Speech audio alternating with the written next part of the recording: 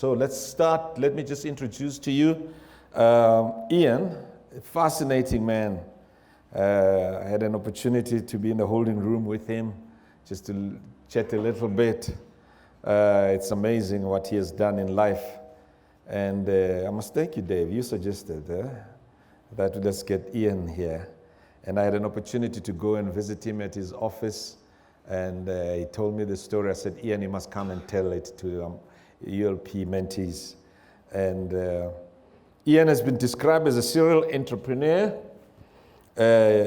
His working career is lined with a number of entrepreneurial startup businesses. And these include the retail chain of Supermart, was sold to Edcom. So he starts businesses and he sells them. A record company called Priority Records was sold to Jive Records of the UK. Race Relations Customer Service Consultancy, Labor Link, which consulted to public companies from 1991 to 1997. And now a national chain of beauty salons called Sobe. He'll tell you more what he's doing with it now. He launched Sobe, by the way. There's Richard. Richard, that's good. That's it. Can you clap hands for Richard? I was telling Ian about it. Richard runs he cuts my hair.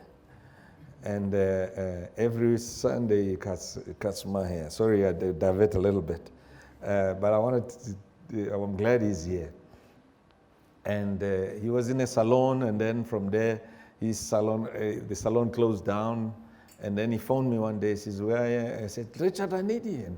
And he started an Uber of her.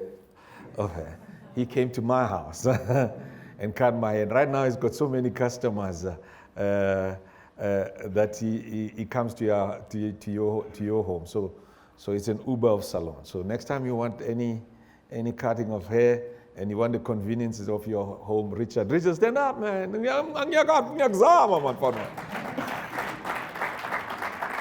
And I told him that, Richard, you can't be cutting hairs until you're 50. So you got to come here and listen to a man who turned your business into a mega business so that you can also be wealthy one day. So that is why he's here. Let's come back. He launched Sobe chain of beauty salons in 2005. The business, let me correct you because he corrected me at the holding room. It's 190 outlets now. So they're growing. Every shopping center you find has got a Sobe. I thought Sobe is ice cream until my daughters clapped me and said, "Hey, Dad, don't embarrass us, you know." Of which 180 now are franchised. This, guys, is from 2005. This is an amazing record, rolling out like that. A brand has grown in reputation. Brand extensions have developed. Beauty Therapy Institute for the Education of Beauty Therapists. When I was at his offices, he told me, I think about 1,000 young ladies go through his, so it's a job creation machine. It's an amazingly job creation machine, which is what we need in this country. We need it very much. Sobe Dry Bar, an express hair salon, Sobe Man. Richard, you better get close to this man. All right? See whether maybe you can end up getting your own Sobe Man. A men's grooming salon, Candy and Company, and an ethnic hair salon. The long-term plan is to become an umbrella brand that caters for the needs of women and men across various services. Sobe is a family business. Great. Senior managers are Ian's children, Brent, Jade, Courtney, and his niece, Deborah. This is great to have family businesses. Raymond Ackerman has also run a family business and is a big Pick and Pay. The exceptions are Rudy and Rudolph and Robin Zinman. That's one of our values here, is to promote family. He's written books, by the way. to inform you to bring these books so that we can sell them here. But if you need it, where's Tsepo? Tsepo. There's Tsepo standing there. Just look at him. If you need a book, just write your name with Tsepo. We'll make sure you contact and get them. Get That Feeling, published by Penguin in August 2014. It tells the story of his lifelong entrepreneurial journey, which started when he was 22 years old. That's a great story. And he's busy writing his second book, The Soul of Sober, describes the culture that has been established in the group, and it will be published this year. We're looking forward to it. When you publish it, please tell us, and we'll get copies for people who need them here at ULP. So ladies and gentlemen, without any waste of time, let's welcome Ian. Give him a round of applause. Right, so my lifelong entrepreneurial journey has led me into the beauty industry, where I often get asked what it's like to be a man in a woman's world. It's been cool. It's been very cool. It's been fun and exciting and stimulating and highly educational, because before all of this, I thought that a Brazilian was a person who lived in Brazil.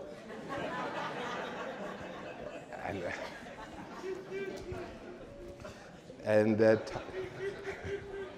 Hollywood was a place they made movies. Now I know they actually bikini waxes, which is fine, but now I get a bit confused sometimes, because one of the things that we offer in our store is a 3/4 leg wax. And the mind is always boggled as to which quarter they leave out. I have nightmares of people leaving our salons with hairy ankles and stuff. So, but nevertheless, let's go back to the beginning. Born in 1953 in a place called Vanderbijl Park. People say, why were you born there? That's a good question. So I thought, well, I'll come up with an answer, because I wanted to be close to my mother. She was there. She was there at the time, and I thought, well, that's a cool place to be. Let me go and be born there. So I was born in Vanderbijl Park, and then my father was actually one of the original founders of Russell Company and Joshua Dorr. You know Joshua Dorr? He was one of those guys, you know, you got an uncle in the furniture business, Joshua Dorr. That one there. So he then left Vanderbijl Park when I was about 4 years old, and we came to Johannesburg, and they sent me off to a Jewish school, which is fine. But the problem with going to a Jewish school is that there are only Jews there. And you don't get to meet anyone else. You don't get to meet anyone of a different language or race or culture or creed. And so we just sort of grew up in this sort of bubble of Judaism there. And what happens when you do that is you tend to start believing that we, the Jews, were the chosen people of God, which is also cool.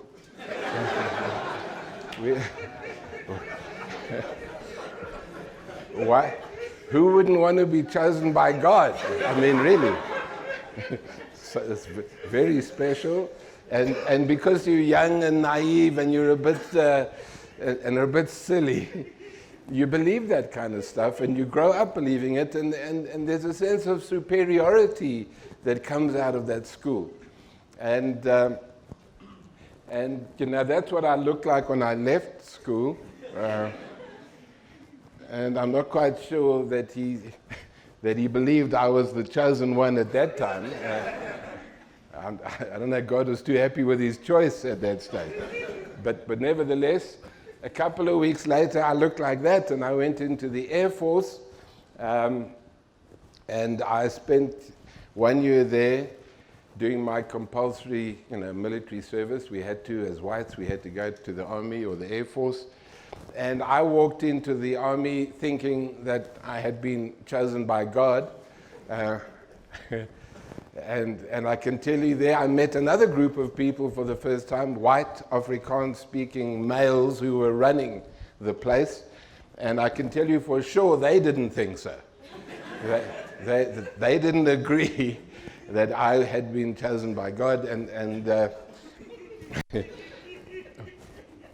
excuse my language here, but one of the sergeants at the time said, as far as he was concerned, Jews were lower than shark shit. Now, that's about 45 years ago, and I'm still trying to work out if there's anything at all lower than shark shit.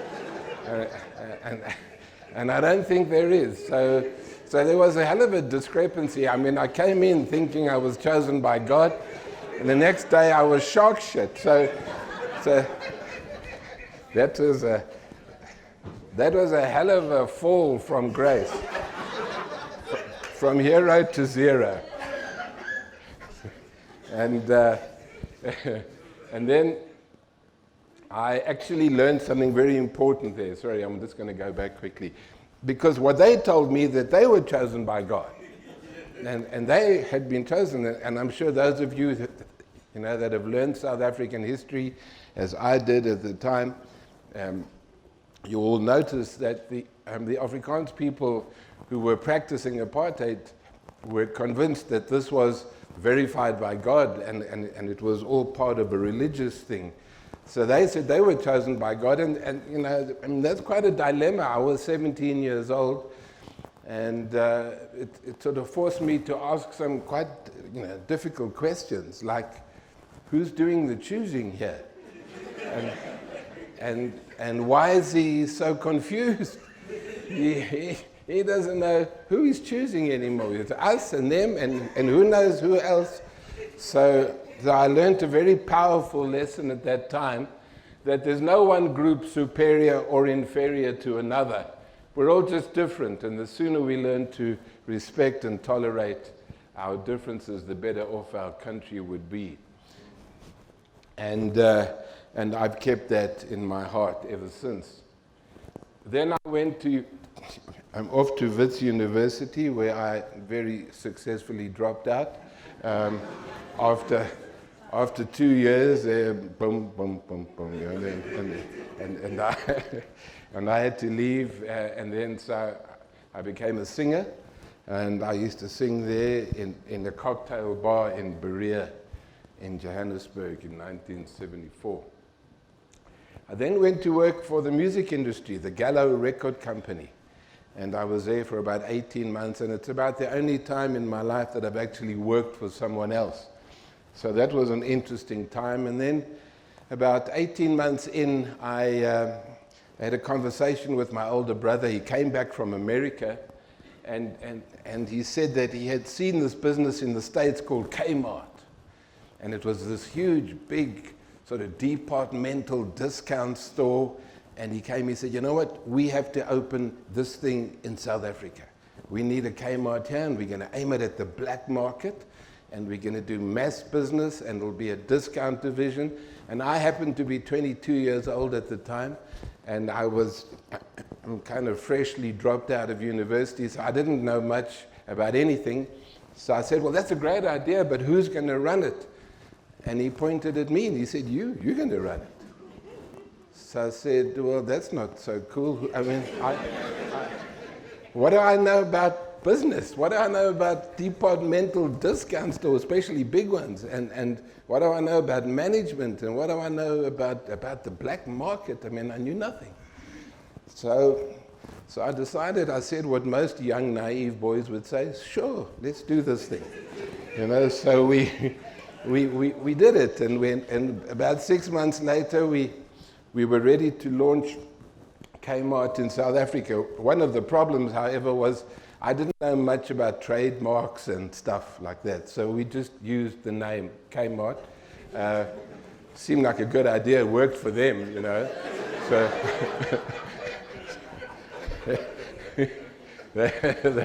So and to make matters worse, we used their logo as well.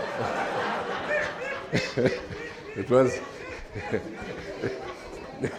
So that was a bit of an oopsie, but anyway, we carried on, and we were about to launch it in the middle of June 1976. And of course, we all know what happened in the middle of June 1976. We had the Soweto uprisings, and we had to delay the opening of the store for a couple of weeks. And eventually, we opened on the 1st of July, 1976. And there are my two brothers with me on either side.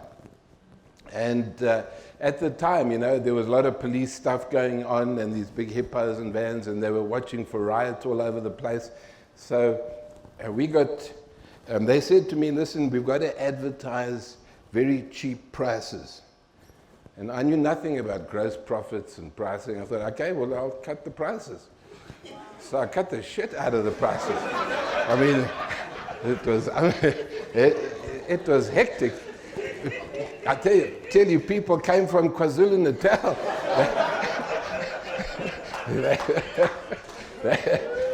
I mean, it was crazy. There were thousands of people there. The police arrived en masse. They thought it was another riot.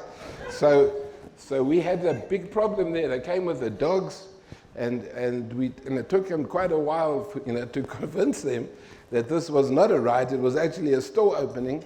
And eventually they got it right, and there you can see the queues that went around the block for about 3 or 4 days like that. And of course we didn't have enough stock, and it was just a complete disaster. But Kmart was born in quite a big way. So then the next thing is I'm 22 years old, and now I'm the manager of this store. Okay, all my customers are black and all my staff are black. I'm the only white guy that there is. Spot the white boy. Spot the white. There I was, trying to run a business, and really I had no idea. I just didn't know what I was doing. I didn't know how to communicate with people. I didn't know how to lead people. So I just started loading boxes with everyone else, and it seemed like they accepted me as one of the workers, so it was good. So I didn't have to worry about managing people. I was just working with them, so it was all fine. So eventually one of the guys comes along. His name was Ralph Mamela. I'll never forget him. Unfortunately, he was murdered. Nobody knows how or what, about 5 years after that. But at the time, he came to me, he said, listen, I will help you to communicate with the people. So he became my mentor. And I was very excited about this, and I thought, okay, I'm going to promote him to be a senior supervisor, and all of these things happened. And this was now, about the time when the consumer boycotts were starting to happen in South Africa. And then one day, one of the staff comes running in and they say, listen, one of our people is on the corner handing out pamphlets promoting a consumer boycott of our store. Because we were white-owned, of course. So I said, well, who was it? He said, Ralph. Ralph. My main man was outside the store promoting the boycott of our shop. So I called him in. I said, hey, man, what are you doing? I can't believe this. What have you done? And then he said to me, listen, I want to talk to you. He says, I really appreciate what you've done for me, Ian, and I'm enjoying working at Kmart. The problem is when I go home, at the end of the day, I get harassed by the police. I never know from one day to the next if I'm going to get arrested or my family or my friends are going to be arrested. And we can't live like this anymore. We just can't live like this. So unfortunately, for us, it's about freedom first and work second. And that was a really powerful thing for me. And there I learned my second lesson, that you cannot ignore the socio-political environment in which your employees are forced to live. And that was a very big lesson for me. And then I changed my whole style of management as a result of that. And then we moved forward. Haven't got time to get into the detail, but it was an interesting time. We then went ahead and became, I think, as far as I know, the first company in South Africa to have black shareholders and directors. Those were our two guys there, Carl Molokome on the left and Thomas Sitole. And we then, in fact, that picture was on the front page of the old World newspaper, and before it got banned in 1977 after the death of Steve Biko. So, because I loved music, we had a nice big record bar in Kmart, and it was really busy, you know, because I cut the prices by half. So everybody in town, I mean, we had a record, maybe some of the older people in the group will know a record called Woman to Woman by Shirley Brown. Yeah. You know that record? So it used to sell for $4.99 was the normal price, and I was selling it at $2.99. And the people went crazy. We really, they couldn't keep enough stock in the store.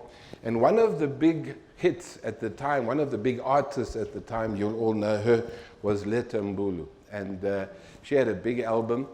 And it just kind of turned out by sheer coincidence that my partner, Carl Molokome, found out one day that Caiphus Semenya and Letta Mbulu were in Harare, Zimbabwe. Because they used to come out there every now and then so that their families could come up and visit them. And he said, would you like to go and meet them?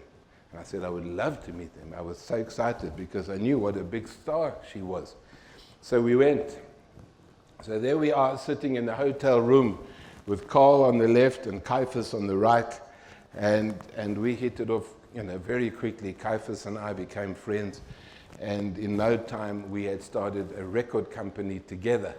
So I left Kmart and I went into the music business, and I got my brother to come and run the business, and there I was then in the music business, starting a new company completely. And so the first thing that we did was I flew to America to sign Letta Mbulu. There we are in her kitchen, signing the contract for our record company called Munjali Productions. And then we released these two albums on the Munjali label under Moonshine Records. I don't know if you recognize those two albums. Of course, Caiphus Semenya also had some big hits. This is 1982, for those of you that have lived that long. 1982, he had a great, great hit called Angelina. Remember Angelina? Angelina. Angelina, come on down. Do you remember that song? Yeah, it was a huge, huge hit. And we became, you know, we were on the map all of a sudden as a South African company releasing these expat musicians, which was very exciting. Then, of course, straight away, Hugh Masekela came to sign with us, and the phenomenal Soul Brothers. So within the first year or two, we had 4 major artists, and we became quite an exciting record company in South Africa, taking on the majors. So we had this guy called Stanley Nkosi. He was our promotions manager. And we used to drive around, him and I, around the country, trying to promote music in the record stores and going to the radio and stuff. And then one day, we were in a place called Middelburg out there in what is now in Mpumalanga. In those days, it was the sort of Eastern Transvaal. And we were looking for a place to have lunch, and we couldn't find a place to have lunch because they wouldn't take black people into the restaurants, which was really embarrassing and very awkward. And we went from one place to another. And eventually, out of desperation, we ended up in a kind of a roadhouse place where we could just sit in our car. So we thought no one's going to kick us out of our own car. So we sat there, it was all fine. And the guy comes up, the waiter comes up, and we place our order, and we order 2 hamburgers and 2 Cokes. Fine. Off he goes, he comes back. 2 hamburgers and 2 Cokes come back. But one of the hamburgers is on a plate, and the other one on a paper plate. One of the Cokes is in a glass, and the other one in a sort of half-torn polystyrene cup. So I was so embarrassed again. I thought, no, this is enough of this stuff. So I ate off the paper and the polystyrene, and I gave Stanley the plate, and the glass. And he was much older than me, of course. Much to the dismay of the owner of this establishment, who was so far right you had to send out a search party to find him. This was a serious racist. This guy, he was screaming, "What are we going to do?" We could actually see him shouting at his staff, "How can we let this black man eat off the plate?" And eventually it was just enough. It was enough. So we got out of the car, Stanley and I, both of us, and I was dressed as normal in my jeans and khakis. And that day he had a jacket and tie on.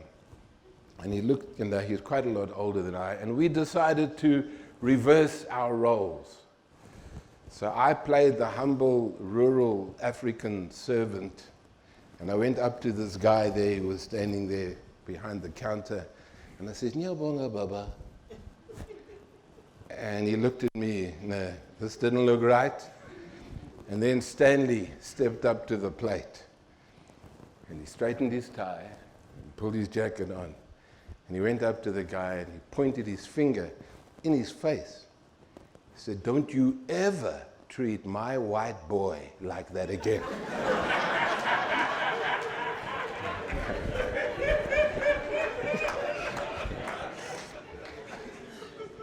A true story. That's a true story. So anyway, I then went on, and we then formed a record company with a guy in the UK called Clive Calder. I'm not going to spend too much time on that. But we started to then get international music as well as our local acts. We started to release such people as Bob Marley, U2, Billy Ocean. We sold all of that music.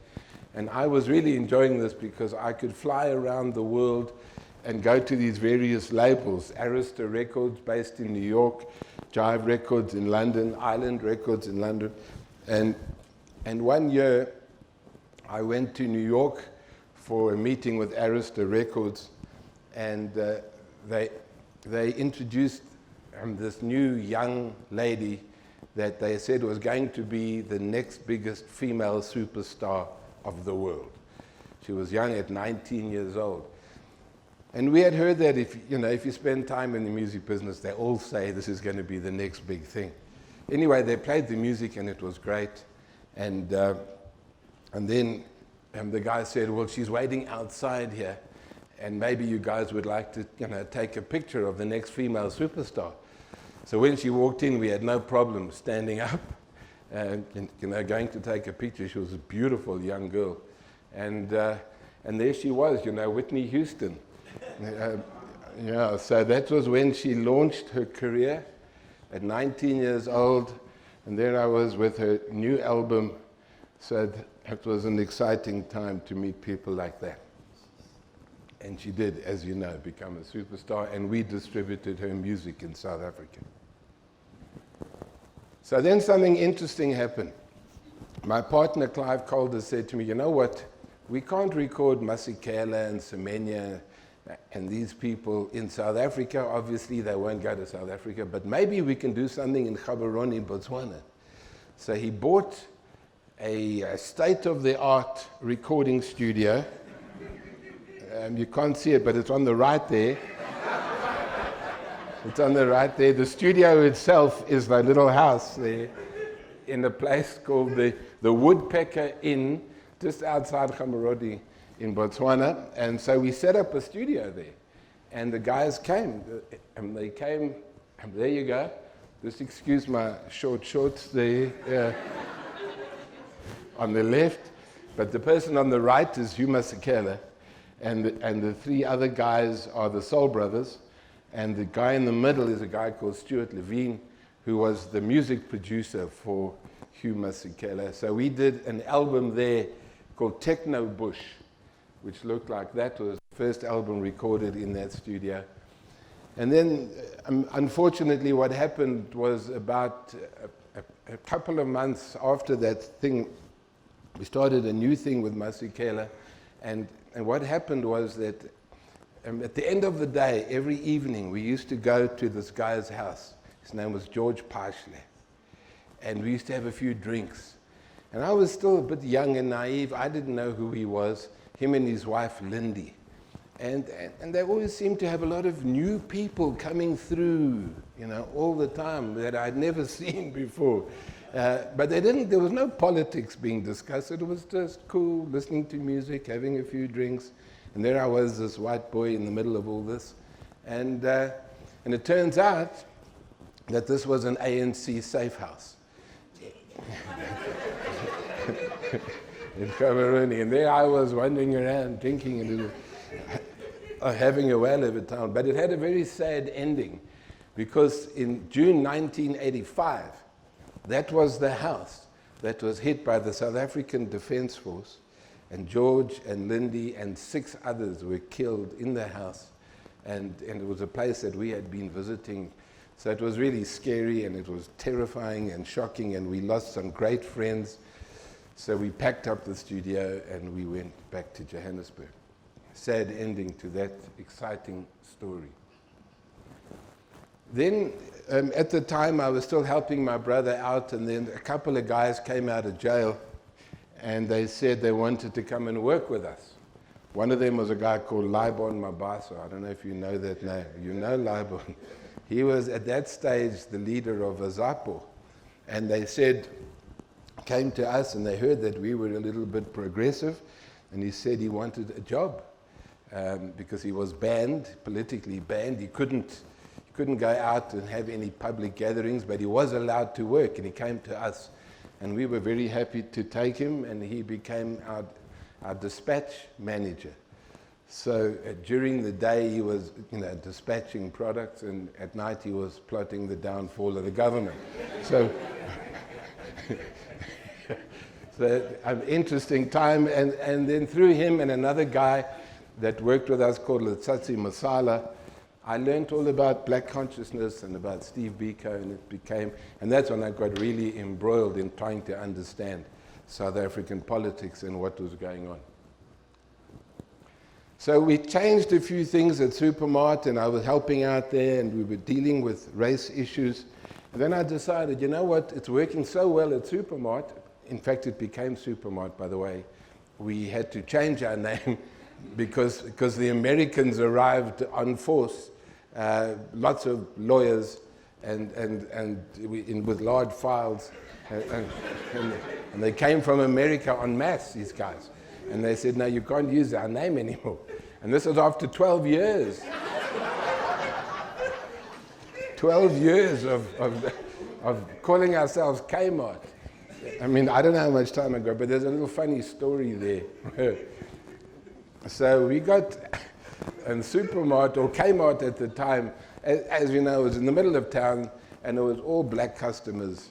And these 2 white guys arrived in suits and walked in to the store. And, they stood out like a bull's balls. They just, you could see they weren't, in the right place.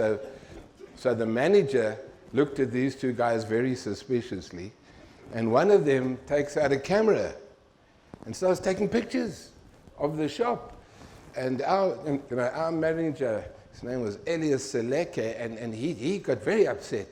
And he ran up to them and said, you can't do that, why are you taking pictures here? So the one guy got such a fright that he ran out the shop, and Elias told the security, lock the doors.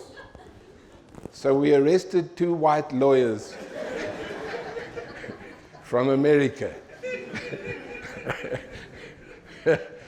And he took them up to the office, and he sat them down, and he phoned me. I wasn't there. He said, listen, I got these 2 white lawyers here from America. What should I do with them? I said, let them go. Please. So anyway, we lost the case hopelessly, and we got fined another 2,000 Rand for illegal arrest. So it wasn't a great ending. And we had to change our name to Supermart. Some of you might remember Supermart. It then was sold later on and became Jetmart. So if you know Jetmart today, that was Supermart, which was Kmart. Okay, so then I decided I wanted to get into race relations, and that was the time when my wife thought that I needed to see a doctor. She thought I'd completely lost the plot, And I was going to go into public companies and try and teach them how to deal with racism in the workplace. And I had no education, I had known nothing, and I came from a little place called Super Something. They didn't know at all what happened or what this was about, so they just laughed me out of court, and I couldn't get in, but I was determined, and eventually it's a whole story, but the short of it is I started industrial theater, and I started to produce plays. It was the only way that I could get people to understand what was going on in the workplace, was to do these little plays. And they became very popular, and as a result of that, I got my first client, Murray and Roberts. And they then said to me that they got some subsidiaries, and if I could do this and I could make a difference in one of them, they would give me all their companies. So I was very excited. This was my opportunity. They sent me off to Brits, a very conservative area, as you know, and they said, right, the managing director there is an extreme AWB type kind of guy, and if you can get him right, the world is your oyster. So I said, right, here we go. So off I went. And I arrived there, and this guy kind of welcomed. I wouldn't call it a welcome. He greeted me. He didn't want me there. He knew why I was there, and he really didn't like what I was going to do in his company, and he made it very awkward for me. But anyway, he was showing me around the place, and then I come across the toilets there, and it's still, this is 1993, 1 year before the big election. And the toilets have got signs, whites, blacks. 1993. Okay, this is not the 60s or the 70s. In 1993, in Brits, these guys have got separated toilets. And canteens as well. They wouldn't eat together, and they were using separate toilet facilities. So I said, no, look, I can't work here. I mean, I've come here to deal with race relations. This is no, until you actually take the signs down and you open up the whole place, I'm out of here. So they said, well, I'm not going to open it up. So I said, why not? He says, because there's no way you'll be able to control what goes on here if we open this thing up. So I said, well, fine, I'll go and tell Murray and Roberts that you just want to stay in the old South Africa whilst they move on. So he said, no, you better not do that. He said, okay, I'll tell you what I'm going to do. I'm going to open the toilets and I'm going to open the canteens, but when the trouble starts, then you better come from Joburg with your big mouth and see what to do here. So I said, okay, well, I'll give it my best shot. 2 days later, I get the call. He says, hey, you better get in your car now. And he sounded in a panic. He says, there's drama here, big drama. So I said, okay, I thought about maybe getting a bulletproof vest. But I said, okay, I'm in my car and I'm gone. And I get to the place, and outside, of course, all the black staff are toy-toying outside, singing. And so I'm thinking, oh, this is not good. So I drive in, they usher me through, they take me to the guy, he's in his office, he's pacing up and down. He says, look what you've done. I got people dancing in the street, and the factory is closed. There's nobody in the factory, and I don't know what we're going to do. We're losing thousands by the minute. So I said, I can see the black people in the street. Where are the whites? He says, they've gone home to pee.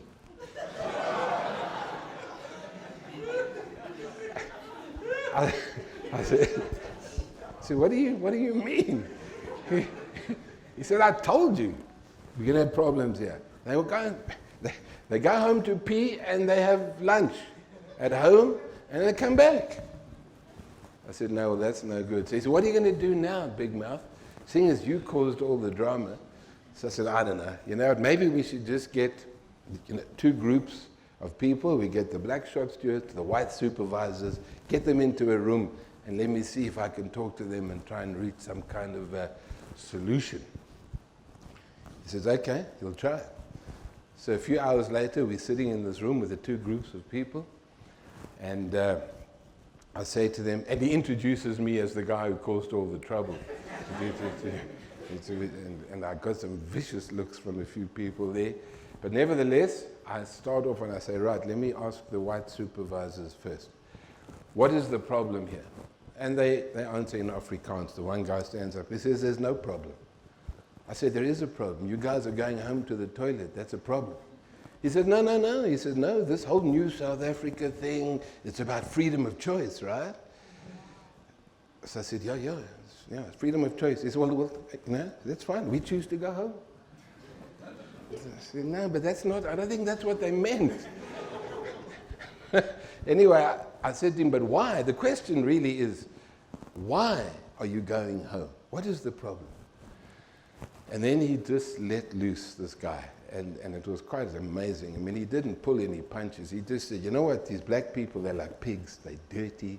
They're not really human. We can't eat with them. They're too loud. They're noisy. We just don't want to be with them. And I'm looking at the other guys who are sitting listening to this. And I'm thinking, somebody's going to die here today. And I hope it's not me.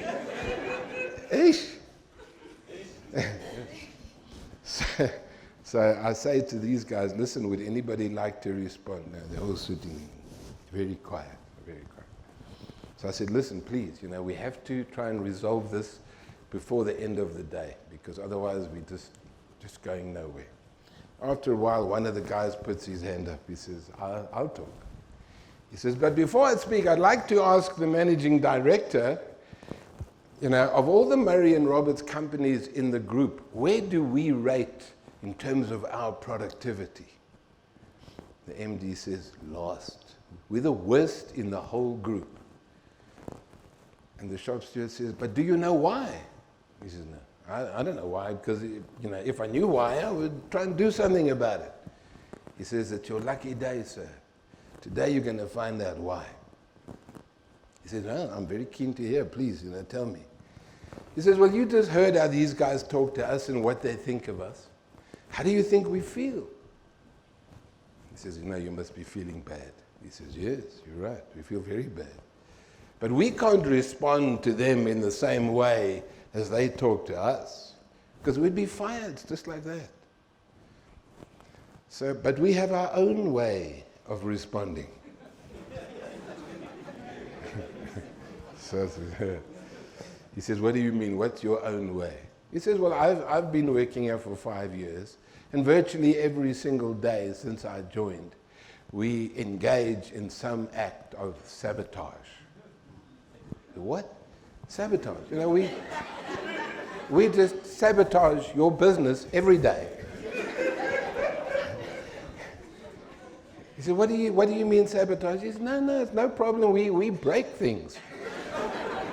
We break everything. We kick the machine, we put the screwdriver here, we stop the line, we pack the wrong things in the wrong boxes, and we send them to the wrong customers. We sabotage every day. And the guys go, what?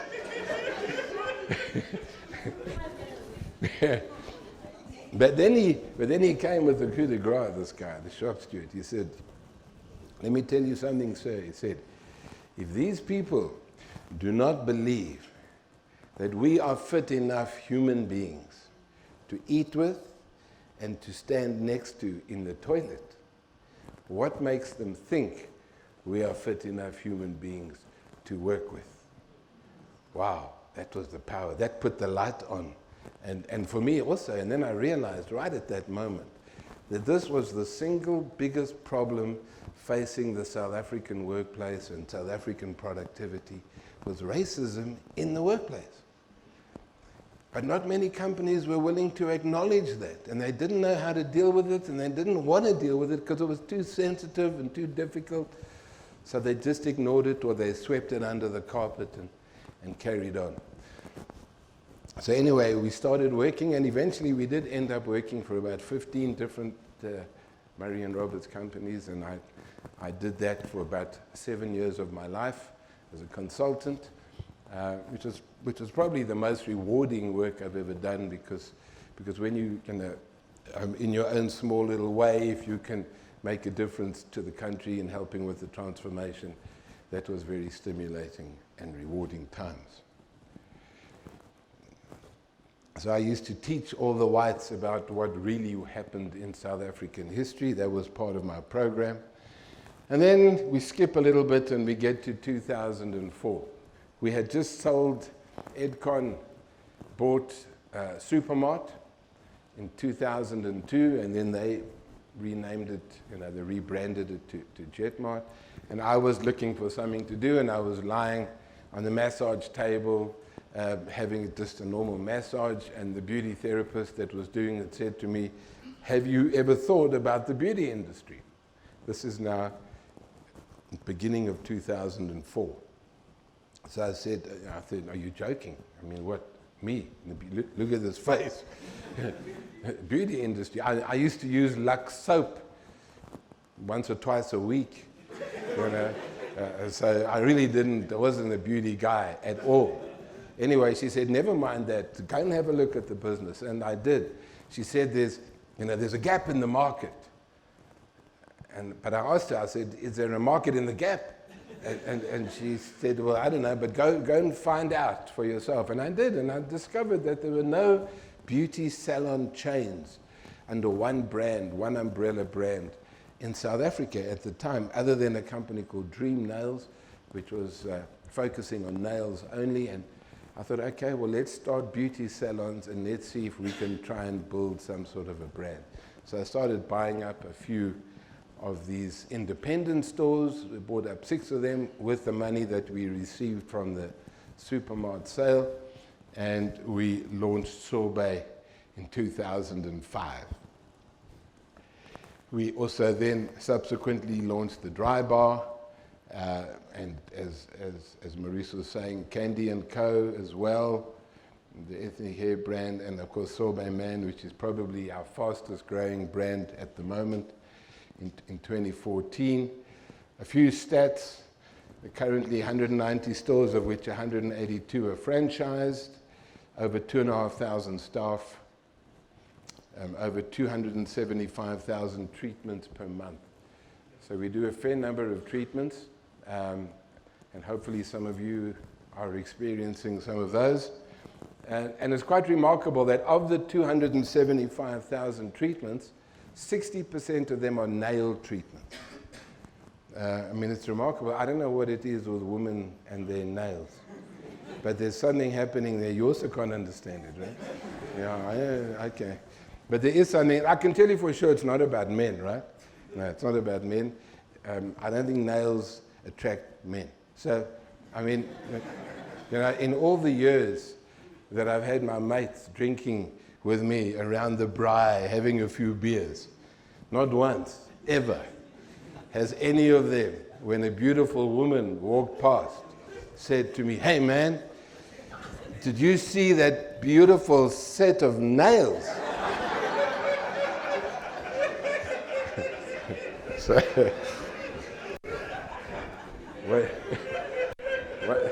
what can I say? No. Did you see that French manicure? So anyway, whatever it is that women want to do with their nails and why it's so important to them, I'm sure they understand, and one day so will I. But in the meantime, it's wonderful, and then let them just keep doing it. It's fantastic. It's really very, very cool. So the other thing is 350,000 loyalty members, estimated annual group sales in South Africa to March 2018. Okay, that's a British figure, but it's about 800 million rand sales. And an average of 8 to 10 franchise applications per day at the moment. But the real kicker here is not so much what the store is and what it looks like and what it does, but what we call the soul of Sorbet. So that's about the culture, and hopefully this is where I can try and impart some stuff to you guys out there as entrepreneurs going forward in your lives. I truly believe but our single biggest competitive advantage at Sorbet has been our culture, has been the positive attitudes of our staff.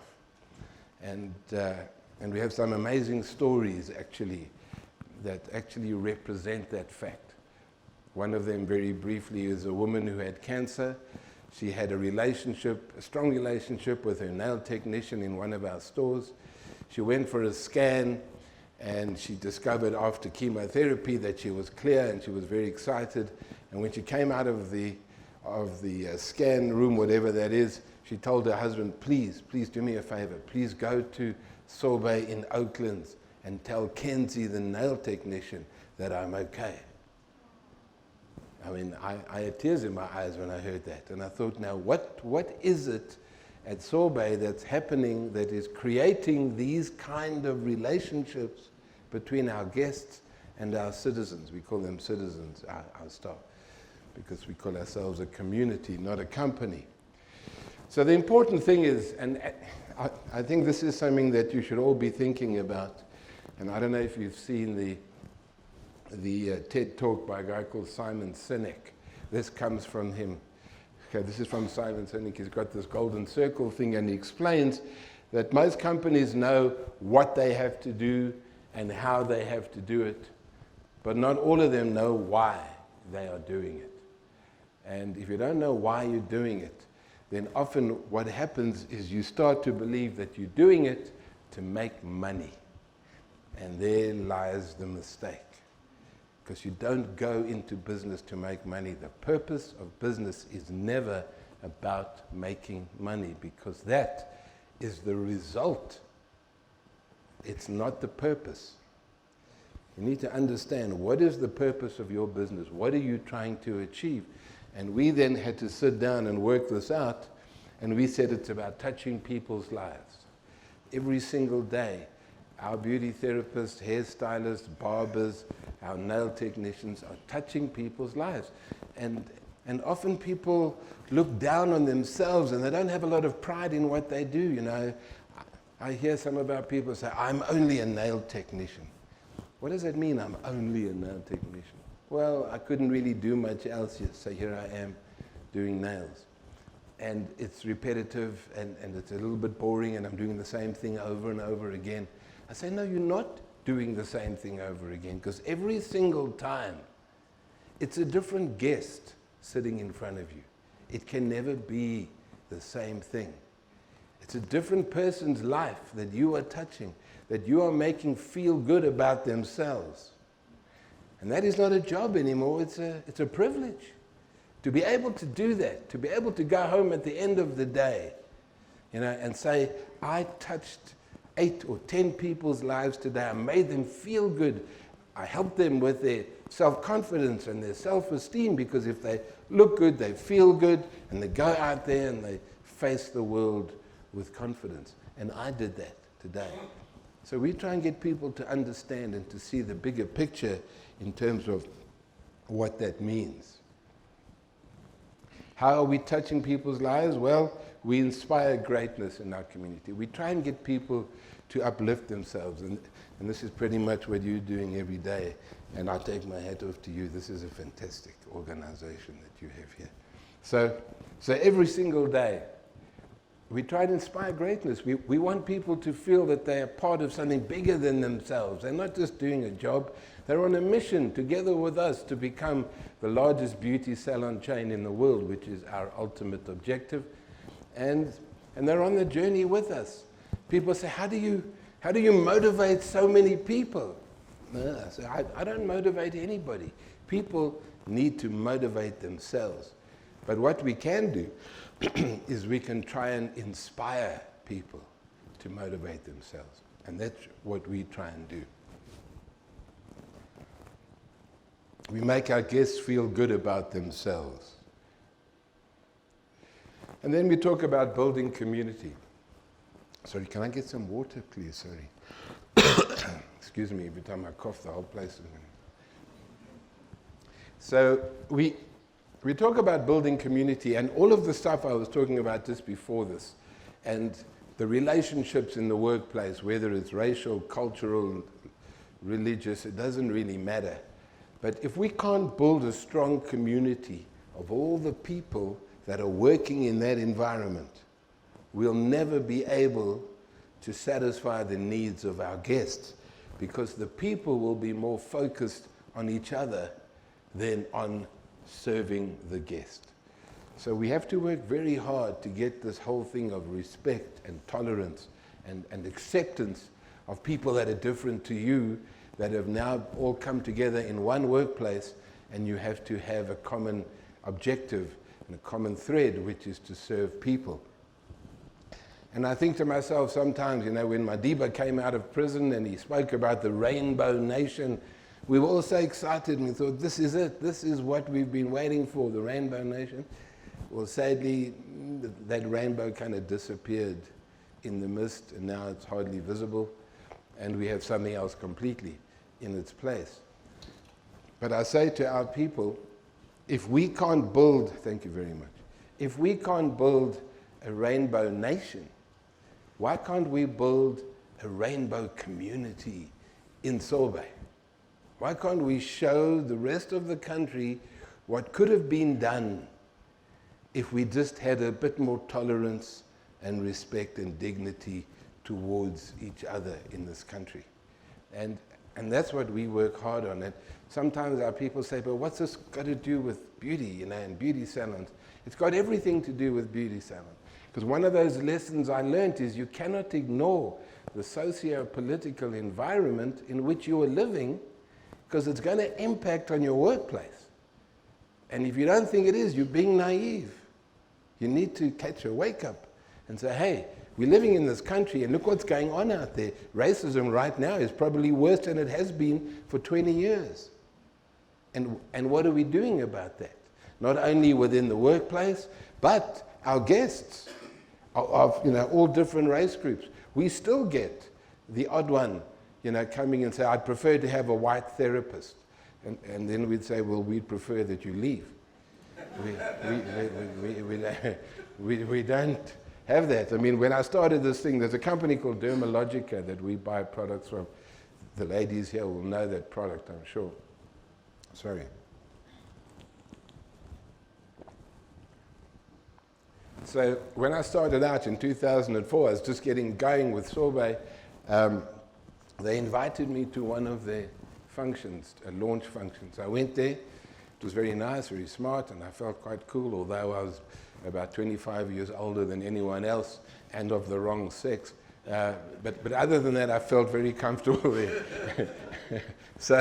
But what I noticed is that all the people were white. And I'd come from environments all my working life. I had worked with black people, so now all the white people. So I went up to one of the managers and I said, listen, we're the blacks. Was there like a transport problem? Or what? Maybe a taxi strike or something. They said, no, it's, well, you know what? This Dermalogica product is an upmarket range, and the people that are using it are predominantly white people, and they apparently prefer to have white therapists. So I said, really? Well, if we can get Sorbet off the ground, we will change that. If it's the last thing we ever do, we will be representative of the country in which we live. And I'm very proud to say, 12 years later, that 95% of our staff are black today. And we are. So, building community is critical in any business. You need to get people to understand the importance of these relationships that are impacted by the socio-political environment in which we are living today. So there we go. Accepting, respecting, and tolerating those that are different to us. That's just one of our stores and the staff there. And then, of course, we have this concept called servant leadership. If it's going on too long, just throw something in. Whatever. Chase me out. No problem. Been chased out before. So it won't be the first time. So servant leadership is our sort of style of management.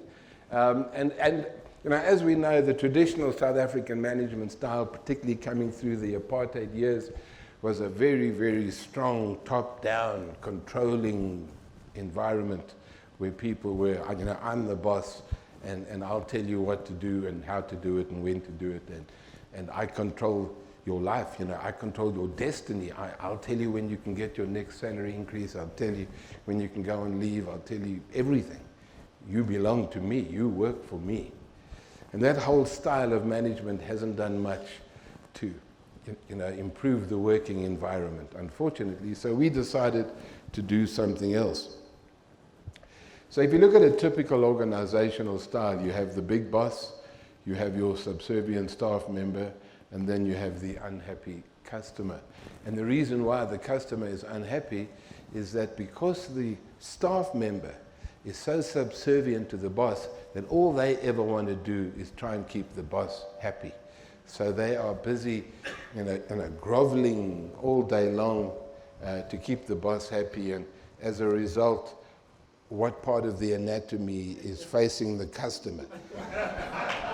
And that is exactly what is happening in the world of business in South Africa. So we decided to turn that around a little bit, and so we have leaders who serve the staff, who serve the customers. So it's about serving the people who are serving the people.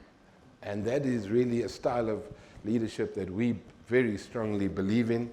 And how do we do that? I think we do that through obviously paying people a reasonable salary, but more importantly, giving them the tools and the equipment that they need, giving them the training and the development that they need, and giving them the help and support that they need when they need it on a personal level, and getting to know the staff, getting to understand what their home lives are, where do they come from, how long do they travel, what time are they getting up in the morning. Understand all that stuff so you can relate to somebody that comes late in the morning even though she's tried really hard to get there on time. So it's those kind of things. That's what servant leadership is about. It's not about holding people down and controlling them. It's more about lifting people up and then serving them in that way. So if serving is beneath you, then leadership is beyond you. Yeah, so I think you need to just take that into account. And the great leaders of our time, the great icons of our time, people like Mahatma Gandhi and Nelson Mandela, they were the great servant leaders of our world because they were there to serve the people as opposed to being served by the people. And I think that's what you need to do in your business. If you can see yourself as a person who's going to serve others rather than be served by them, then you have a good chance. And then, of course, passionate service. We ask, what is the purpose of work? Most people will say, well, to make money, to make a living. 95% of people will say something about me. I will make a living. I will improve my life. I. We have a special name for those people. We call them I specialists. They specialize in themselves. They're very good at doing everything for their own benefit. And of course, that is completely wrong because you don't come to work to make money. You come to work to serve people. And if you serve them well, you'll make money. The service must always come before reward. If you put the reward before the service, well, it's not going to work too well. So attitude and service is really good. You know, sometimes I walk into some of these big, supermarkets, and I just don't see those cashiers ever smile, you know. It's quite sad, really. I mean, I walk, I get moved by that to the point where I actually ask them, what's wrong? And you can see she's looking at me and saying, look at this smart Alec. What do you mean? What do you mean, what's wrong? I say, well, are you happy? She says, of course, can't you see?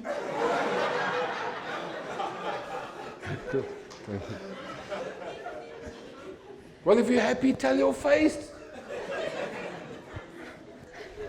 Let your face be happy, for God's sake. Because then I can see. Anyway, so attitude is really what the key is. You know, the positive attitude of our staff, together with the service that we provide, we truly believe has been our biggest single competitive advantage since we've started this business. And then there's the cost of losing a guest. So we work out that the average guest spends about 6,000 Rand per annum. Over 5 years, it comes to 30,000, you know? And that's a lot of money, but people don't think about 5 years' time. And this is something that you guys really need to work on. That it's not about today or tomorrow or next week. We're in business for a period of time. When I started this company, I gave myself 15 years to try and build a brand. So we've been going for 12 years. We're not there yet. And the only reason I gave myself only 15 years was because I was already 51 when I started. So I just wanted to make sure I was still alive when the thing came to a head. So 15 years, but I think we don't look at it. We look at everything from a short-term point of view instead of long-term. And we just can't afford to lose a single guest, basically. You know, so if somebody comes into the store and she says, hi, my name is Mary, I'm here for my facial at 12 o'clock. You say, hi Mary, nice to, just let me check on the screen. There's no Mary on the screen. She doesn't have an appointment. But she's in the store and she's standing there. And she's looking at you with an expectant face. What are you going to do? So we have this complaint thing. There's 3 things that you have to do. Okay, the first thing is apologize. It doesn't matter who's wrong. No one cares who's right or wrong. You know, you don't say to, are you sure your name is Mary? Are you in the right place? Are you in the right town? Did you call this morning? And don't lie, because I've been here the whole time. Were you ever abused as a child? That you come in here and you're telling stories about appointments. So we teach them, they can't argue. They're not allowed to argue at all. Ever, ever, ever. Nobody ever won an argument with a customer. Because even if you win, you lose. All she's got to do is walk out and take the 30,000 with her, and then we have a little ritual for that. We get all the people together to stand by the door. We bow our heads in shame, and we raise our right hand, and then we wave goodbye to the 30,000. Because somebody wanted to argue with the guest. And then we have this thing called company policy. Well, don't ever have a company policy, because it's anti-customer. It's pro-company and anti-customer. So we're getting to the end, so I'm just going to talk about one last little story. So I went to Edgar's with my wife. We had been recently married about 2.5 years ago. What are you looking at?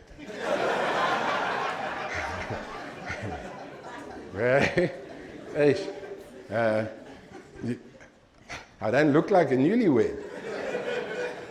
Anyway, we went there, and she had bought a pair of shoes, and we were going to take it back for a refund. And because I'm so obsessed with service, I wanted to make sure that everything went smoothly. And we went in there, and we found the right place. It said customer services. Well, we thought we had found the right place. It's customer services on the wall, and we give the shoes, and we've got the box. We've got the original box. We've got that all-important life and death slip. That thing that no slip, no life. You're finished without a slip.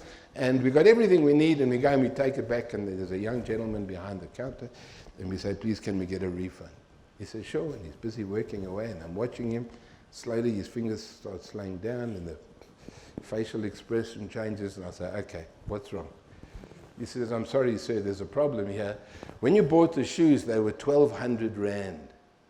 But subsequently, they marked those shoes down to 800. And the system won't allow me to give you the refund for 1,200, only 800. I said, are you joking?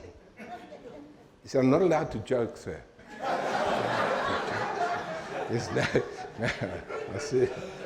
I said, you can't be serious. I said, okay, well, if that's the case, then I want you to bring me a stepladder. And he says, why would you want a stepladder, sir? I said, I'll tell you why, because I'm going to take a stepladder, I'm going to put it up against the wall, you're going to climb up, I'm going to hold it, and you're going to take the sign down. Because it's the wrong sign, you've got customer services there. There is no customer service going on here at all. And the good news is, while you're bringing the sign down, I'm going to write a new one for you that you can put up there. It says, system problems. Come here if you want to see a system problem. And then we can make your life miserable here. So now he's starting to get a bit twitchy, this guy, and he's not comfortable anymore. He goes to find the supervisor. Supervisor comes back and makes the fatal error. Fatal. He says, it's company policy, sir. I said, what? Who wrote the policy? I asked. He says, it's a big company. It's a big company. I have no idea who wrote the policy. I said, it'll take care, I've got time. Go and find him. I don't know where to look for him, sir. I said, I want to meet the man who wrote the policy that says that the system is more important than the customer. At that stage, he broke down. And he gave me a gift card for 400 Rand to try and resolve the thing, which was better than nothing, and we moved on. So please, watch your company policies. So my daughter went into Zara, and she took a pair of pants. She bought a pair of pants. She tried them on. Okay, all good. But when she got home, you know what women are like. There was a little bit of a problem here and there. Didn't look so good at home. So she went back. She said, I want to change the size. I don't want a refund. I'm very happy with the pants. I just want to change the size. They said, no. So they said, did you try them on? She said, yes, guilty as charged. He said, I'm sorry, we can't change you. So she was furious. She said, I want to speak to the manager. She said, and this is my daughter that works for us. She's our group marketing manager. So she's very involved in marketing and stuff. And in fact, all the marketing and the branding that you see comes from her.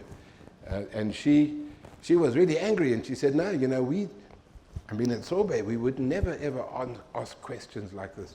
So nevertheless, they go into the back, they come back not with the manager, but with a big black book. And the guy says to her, you know what? You can write your complaint in the book. She said, come, I want to tell you something. Come. She said, I want to tell you what you can do with your book. There's a place I know that you can shove it. And I'm going home, and I'm never coming back here as long as I live, and I'm going to tell every person that I've ever met not to come here. So she was so upset. She went home, and she wrote the Sorbet return policy, which goes like this. It's called our no rules return policy.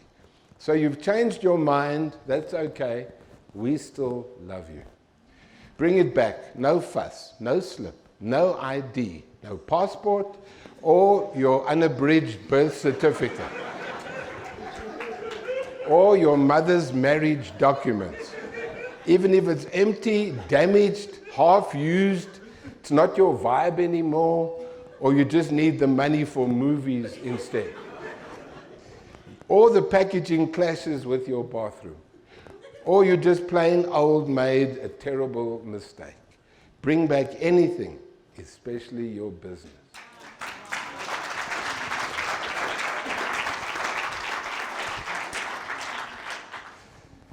So we came to a fork in the road. It was just kind of sitting there. I love that slide. It's a great slide. So we had to make a call. I'm running out of time. So we decided to go to the UK. That's one of our stores in London. And it looks like that inside. And we come to success. And I think it's important that you understand the meaning of success. So when I was young, at 22 years old, I thought success was about money and power and influence and lifestyle. Now, a little bit later with the grey hair, it's about making a difference in other people's lives. And I think that's what it is, because as soon as you make that change, as soon as you stop focusing on the money and you focus on serving others and making a difference in other people's lives, your life will change. So there's the family there. The only guy who's not family, he's clearly not my son on the right there. That's Rudy Rudolph, my partner, but the rest is all family. My three children, Brent, Jade and Courtney. Brent and Jade are twins. Brent runs the operations side, Jade is group marketing manager, and Courtney is the brand manager. The lady in the middle is my niece. She's the buyer for the group. And then I wrote this book called Get That Feeling, and that's about it. Thank you very much for your time.